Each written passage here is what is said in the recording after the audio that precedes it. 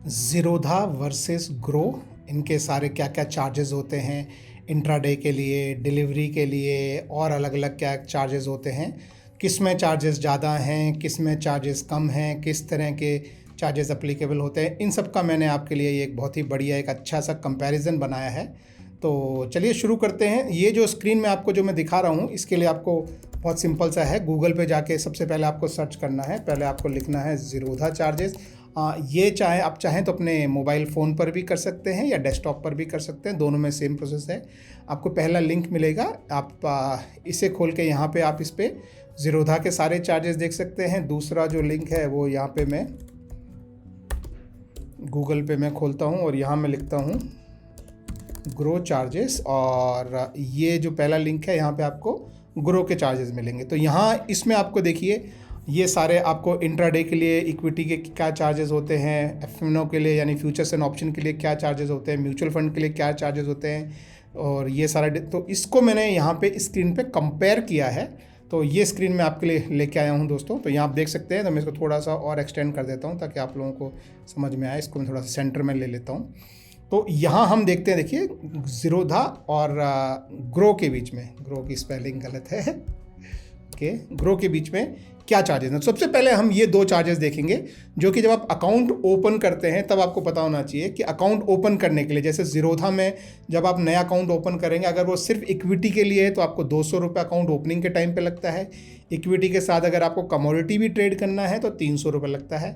Grow में account open करने का कोई पैसा नहीं लगता है।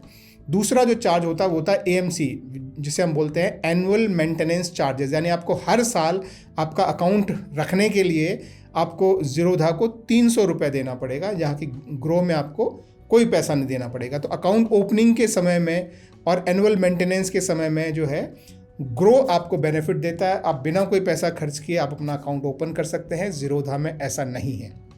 तो यदि आप बहुत रेयरली कभी कोई शेयर खरीदते हैं या आपको पता नहीं है आप खरीदेंगे भी कि नहीं खरीदेंगे, तो ये आपके लिए एक अच्छा ऑप्शन हो सकता है, क्योंकि आप ज़ीरोधा में आप खरीद रहे हैं नहीं खरीद रहे हैं, 300 रुपये आपको हर साल का आपको देना ही है। और ये जो है क्वार्टरली आपको 4 हिस्सों में 75-75 रुपये जो है कटता है। और इनके ऊपर ध्यान रखें, ये सारे जितने भी चार्जेस हैं जहाँ जो लिखे हुए हैं सबके ऊपर 18% GST लगता है। तो ये जो चार्ज है इसके ऊपर भी 18% GST लगेगा। ठीक है, तो ये हो गया अकाउंट ओपनिंग के समय और साल का मेंटेनेंस। अब हम बात करते हैं कि अगर आप शेयर खरीदते हैं या ट्रेडिंग करते हैं तो ये जो हैं ये चार्जेस होते हैं। इंट्राडे शेयर ब्रोकरेज, मतलब आपने आज ही शेयर खरीद के आज ही बेच दिया या आज बेच के आज खरीद लिया, तो उसे बोलते हैं इंट्राडे ट्रेडिंग। और डिलीवरी मतलब आपने एक शेयर खरीद के कुछ दिन के लिए रखा, चाहे 1 दिन 2 दिन 10 दिन चाहे 10 साल, तो उसे बोलते हैं जो है डिलीवरी।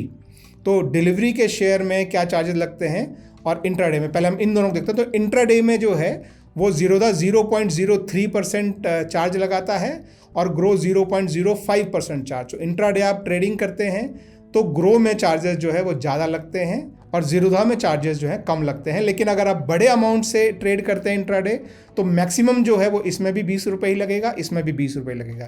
तो अगर बड़े अमाउंट में आप ट्रेड करते हैं तो दोनों में आपको बराबर खर्चा आता है।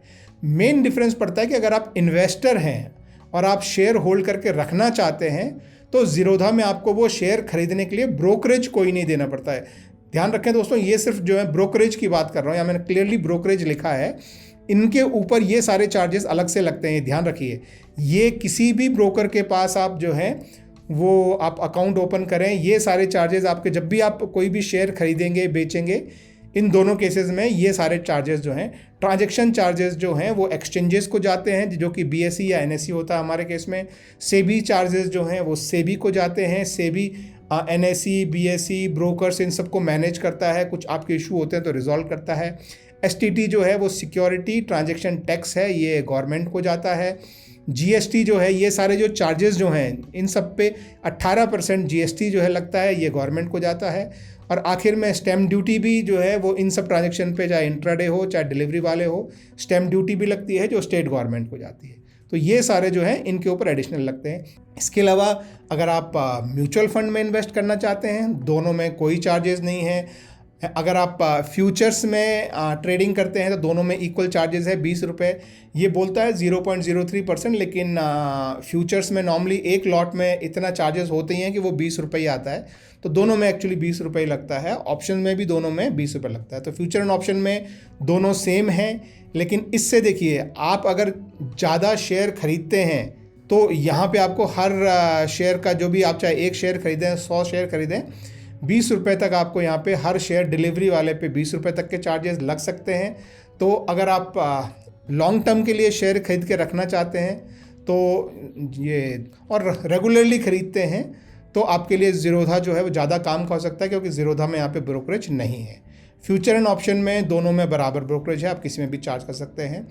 ये एक देखिए डीपी चार्ज एक और चार्ज होता है। ये क्या होता है, जब आप ये डिलीवरी वाले शेयर जब आप खरीदते हैं तो ये आपसे पैसा नहीं लेता है, ये आपसे 20 रुपये लेता है। इसी तरह से जब आप बेचने जाते हैं उसको तब भी ब्रोकरेज 0 लगता है और यहाँ पे 20 रुपये लगता है। तो आपको खरीदने बेचने दोनों में यहाँ पे ब्रोकरेज 0 लगा, यहाँ पे आपका ब्रोकरेज एक बार खरीद के और एक बार बेचने में 40 रुपये लग गया।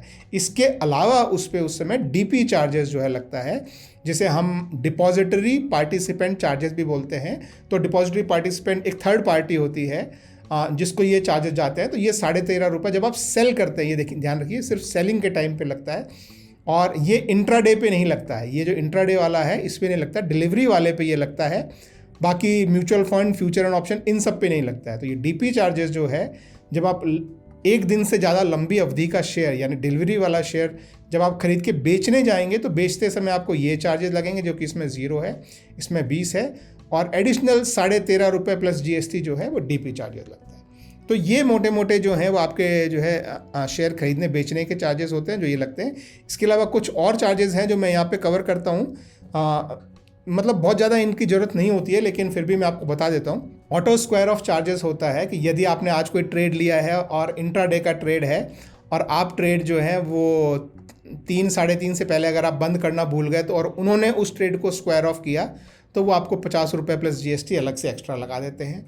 आपके डीपी में, आपके डिपॉजिटरी में कोई शेयर रखे हुए हैं, आप उनको प्लेज करना चाहते हैं और उसके अगेंस्ट पैसा उठाना चाहते हैं ट्रेडिंग करने के लिए, तो हर शेयर का मतलब हर एक ISIN यानी मान लीजिए कि ICICI के आपके पास 50 शेयर है, उनको आप प्लेज करना चाहते हैं तो आपको 30 रुपये जो है वो आपको प्लेजिंग के टाइम पे लगेगा। जब उसको अनप्लेज करेंगे तो कोई पैसा नहीं लगेगा।